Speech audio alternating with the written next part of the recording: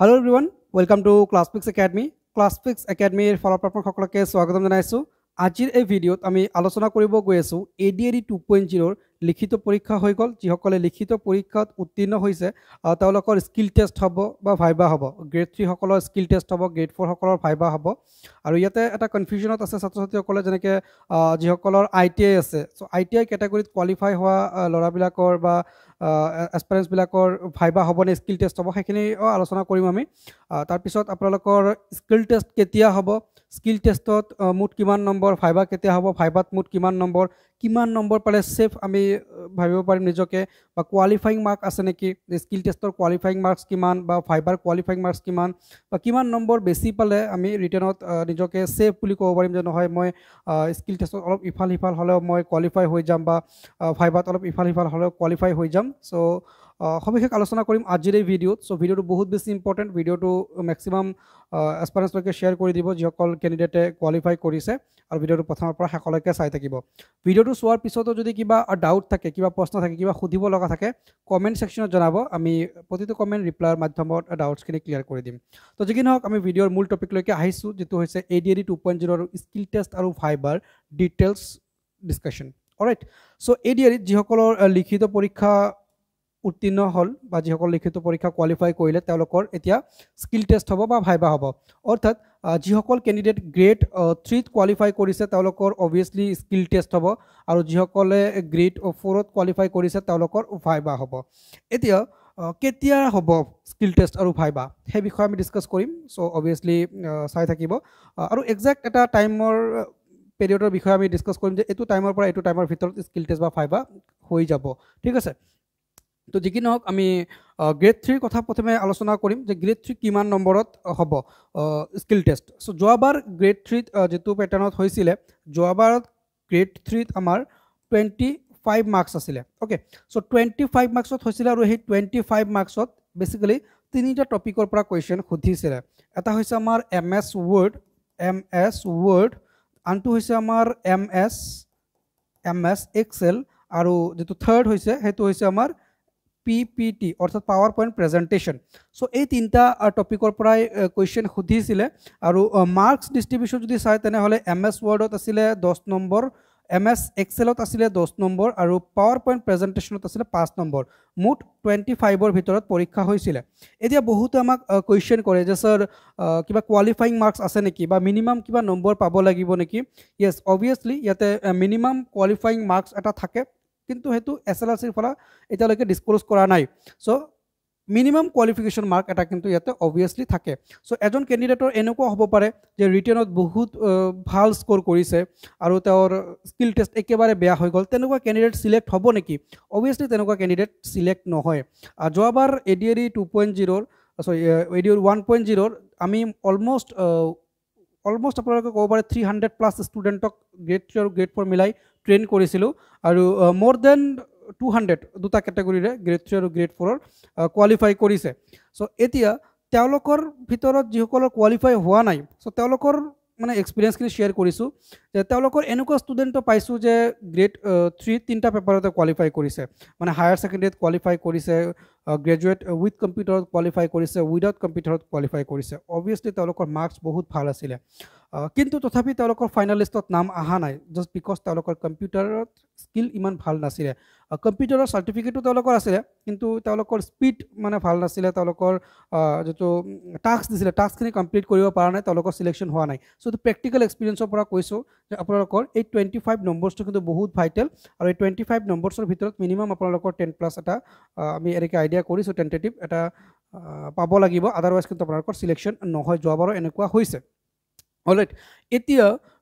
কথাটো হ'ল যে 25ৰ ভিতৰত কিমান নম্বৰ পালে নিজকে ছেফ বুলি ক'ব পাৰিম, যে এতিয়া 25ত পৰীক্ষা হৈছে মই কিমান নম্বৰ পালে নিজকে ছেফ বুলি ক'ব পাৰিম। সো মোৰ যিমান এক্সপিৰিয়েঞ্চ, যোৱাবাৰ যেনেকৈ 300 ষ্টুডেণ্টছক মই গাইড কৰিছিলোঁ স্কিল টেষ্ট আৰু ভাইবাৰ বাবে, সো তাৰ এক্সপিৰিয়েঞ্চৰ পৰা মই কৈছোঁ এটলিষ্ট আপোনালোকে 25ৰ ভিতৰত 15 to 17 স্ক'ৰ কৰিব পাৰিলে এটা ৰিজনেবল নম্বৰ বুলি ক'ব পাৰি, আৰু কম্পিটিশ্যনত ষ্টুডেণ্টজন থাকে। ঠিক আছে,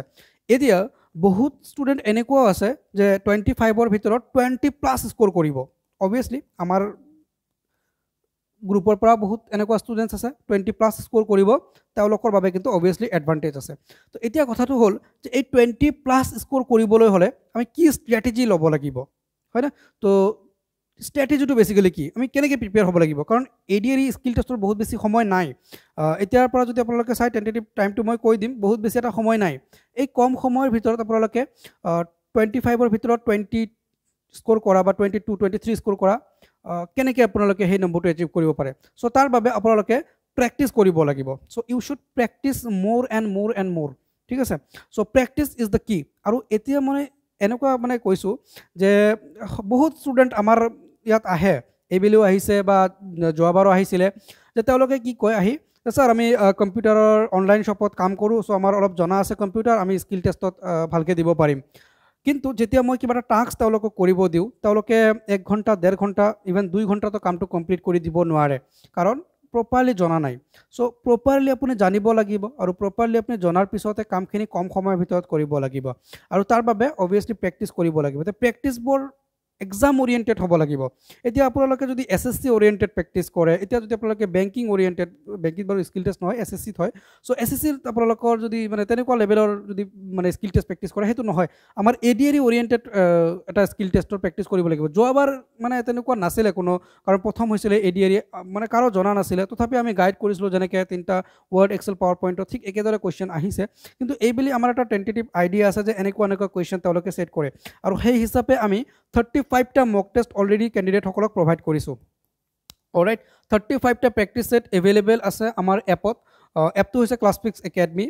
যিটো গুগল প্লে ষ্টৰত এভেইলেবল হয় চ' আপোনালোকে তাৰে পৰা প্ৰেক্টিছ ছেটবোৰ ডাউনলোড কৰিলে খুব ধুনীয়াকৈ প্ৰিপাৰেশ্যন চলাব পাৰিব অ'কে চ' এতিয়া আমি আহিছোঁ গ্ৰেড 4ৰ কেণ্ডিডেটসকলৰ বাবে চাওক গ্ৰেড 4ৰ কেণ্ডিডেটসকলৰ কিন্তু বহুত বেছি ডাউট তেওঁলোকৰ মানে কনফিউশ্যনটো বহুত বেছি আৰু গ্ৰেড 4ৰ কেণ্ডিডেট যিমান আছে তেওঁলোকৰ একচুৱেলি দুটা গ্ৰুপ বুলি ক'ব পাৰে তেওঁলোকৰ দুটা গ্ৰুপ আছে এটা হৈছে টেকনিকেল গ্ৰুপ এটা হৈছে নন টেকনিকেল গ্ৰুপ এনেকুৱা আমি ক'লে ভুল নহ'ব ত' এতিয়া টেকনিকেল যিসকল আছে টেকনিকেল ল'ৰাবিলাকৰো এটা ডাউট আছে যে ছাৰ আমাৰ স্কিল টেষ্ট হ'ব নে ভাইবা হ'ব তাতে যিটো তেওঁলোকৰ নটিফিকেশ্যন দিছে মই স্ক্ৰীণত দেখাই দিছোঁ বাৰু নটিফিকেশ্যনটো চ' নটিফিকেশ্যনত ইয়াতে ইণ্টাৰভিউ এণ্ড স্কিল টেষ্টৰ কথা লিখিছে চ' মেক্সিমাম ষ্টুডেণ্ট আমাক এইটো বিষয় লৈ ফোন কৰি আছে যে ছাৰ স্কিল টেষ্ট হ'ব নে আমাৰ ভাইবা হ'ব চ' মই তেওঁলোকক এটা মানে ইনফৰমেশ্যন দিছোঁ আৰু যে আপোনালোকে ভাইবাৰ বাবে ৰেডি হওক ঠিক আছে অফিচিয়েল নটিফিকেশ্যন নহালৈকে ভাইবাৰ বাবে ৰেডি হৈ থাকক অবভিয়াছলি গ্ৰেড 4ত ভাইবাই হ'ব স্কিল টেষ্ট নহয় যদিও তেওঁলোকে স্কিল টেষ্ট শব্দটো তাতে লিখিছে এতিয়া অফিচিয়েল নহালৈকে আমি ক'ব নোৱাৰোঁ কিন্তু most probably আপোনালোকৰ ভাইবা হ'ব আৰু আমাৰ যিমান ষ্টুডেণ্টছ আছে আমি চবকে ভাইবাৰ বাবে প্ৰিপেয়াৰেশ্যন কৰাই আছোঁ তো এতিয়া গ্ৰেড 4ত কিমান নম্বৰৰ পৰীক্ষা হ'ব এটা ডাঙৰ প্ৰশ্ন চ' যোৱাবাৰ গ্ৰেড 4ত পৰীক্ষা হৈছিলে 5 নম্বৰৰ অ'কে যোৱাবাৰত গ্ৰেড 4ত যিটো ভাইবা হৈছিলে সেইটো 5 নম্বৰ হৈছিলে এইবেলি কিমান নম্বৰ হ'ব এইবেলি হ'ব 15 নম্বৰ অ'কে 15 নম্বৰত পৰীক্ষা হ'ব এতিয়া এই 15 নম্বৰৰ ভিতৰত কিমান পালে নিজকে ছেফ বুলি ক'ব পাৰিম যে 15 নম্বৰৰ ভিতৰত 7 পালে ছেফ নে 8 পালে ছেফ নে 10 পালে ছেফ চ' যিটো ভাইবাত 15ৰ ভিতৰত 10+ স্ক'ৰ মাষ্ট বি আহিবই লাগিব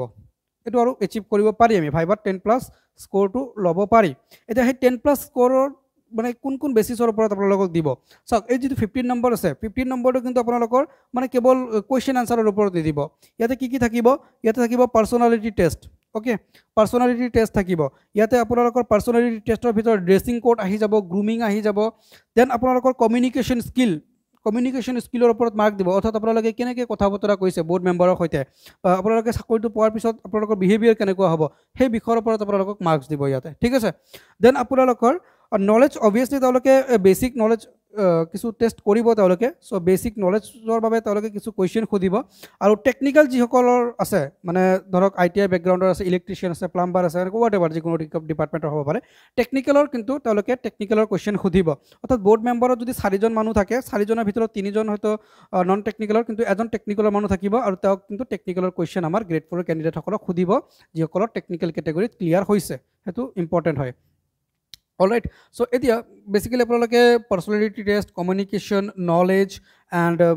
অভাৰঅল এটা ডেভেলপমেণ্টৰ ওপৰত মানে গুৰুত্ব দিব লাগিব যে অভাৰঅল আপোনালোকৰ পাৰফৰ্মেন্সটো ভাল হ'ব লাগিব কাৰণ চাওক ইয়াতে আমাৰ গ্ৰেড 3 তো কিমান ক্যান্ডিডেট সিলেক্ট হৈছে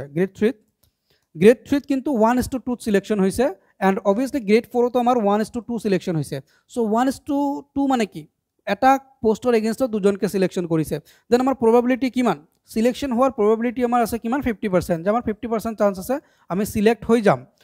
কিন্তু আমাৰ সিলেক্ট নোহোৱাৰ চান্স কিমান আছে সিলেক্ট নোহোৱাৰ চান্স আছে 50% আৰু যিমান ক্যান্ডিডেট মানে কোৱালিফাই কৰিছে আৰু কোৱালিফাই ক্যান্ডিডেটৰ মাজত যিমান ক্যান্ডিডেট আমাৰ লগত এতিয়া প্ৰিপাৰেচন চলাই আছে দে আৰ ফুল্লি ডেডিকেটেড তেওঁলোকৰ মানে এটাই কথা যে তেওঁলোকে এনি হাউ চাকৰিটো ল'ব লাগে যিকোনো প্ৰকাৰে চাকৰিটো ল'ব লাগে যেনেকে নহওক কিয় যিমান কষ্ট কৰিব লাগে কৰিব বাস সিলেকশনটো লাগে সো তেওঁলোকে ডেডিকেটেড প্ৰিপাৰেচন চলাই আছে ক্লাছফিক্স মোবাইল এপ্লিকেশ্যন যেটো এপ হেতু এপত সো আপোনালোকে এপটো ইনষ্টল কৰি ল'ব পাৰে সো এপৰ ডিটেইলছটো অলপ মই দি দিছো সো এপটোৰ নাম হৈছে ক্লাছফিক্স একাডেমি সো এপটো আপোনালোকে ইনষ্টল কৰি ল'ব পাৰে গুগল প্লে ষ্টৰৰ পৰা আৰু এপত এটা আমাৰ ডেডিকেটেড এটা কোৰ্স আছে তাতে কোৰ্সটো হৈছে ADRE 2.0 skill test and viva so সেই কোৰ্সটোত আমি স্কিল টেষ্ট আৰু ভাইবা দুটাৰ বাবে গাইড কৰি আছো সো ডেফিনেটলি হেতু জয়েন হৈ ল'ব পাৰে কোৰ্সৰ ফি আমাৰ হৈ আছে কিমান এতিয়া বৰ্তমান হৈ আছে ₹599 ইফ সামওয়ান যদি কোনবা ডিসকাউন্ট বিচাৰিছে দেন আমাক ডাইৰেক্টলি কন্টাক্ট কৰি ডিসকাউন্টৰ কাৰণে এপ্ৰোচ কৰিব পাৰে আৰু আমাৰ কন্টাক্ট নম্বৰটো হৈছে 7099736363 সো মই সবকে সাজেষ্ট কৰিম যে আপোনালোকে হোৱাটসএপ কৰিলে ভাল হয় মই কেতিয়াবা হয়তো ভিডিও ৰেকৰ্ড কৰি থাকো কেতিয়াবা হয়তো লাইভ সেশনত জয়েন হৈ থাকো কেতিয়াবা হয়তো মই অফলাইনত ক্লাস লৈ থাকো তেতিয়া মই কলটো পিক কৰিব নোৱাৰো আৰু ডাইৰেক্টলি যিমান কল হয় মেসেজ হয় মই নিজৰ ফালৰ পৰা ৰিপ্লাই দিও বা মই নিজে পিক কৰো তো সেই কাৰণে হোৱাটসএপ কৰিব মই সময়ত ৰিপ্লাই কৰি দিম অলৰাইট তো যি কি নহওক এতিয়া আমি আগবাঢ়িছো ভিডিও টপিক লৈকে যেটো আছিল আপোনালোকৰ ADRE পৰীক্ষাটো কেতিয়া পৰা হ'ব যেটো সবৰে ডাউট ADRE যেটো স্কিল টেষ্ট আপোনালোকৰ জুনৰ শেষৰ ফালে অৰ জুলাইৰ ফাৰ্ষ্টৰ ফালে ষ্টাৰ্ট হ'ব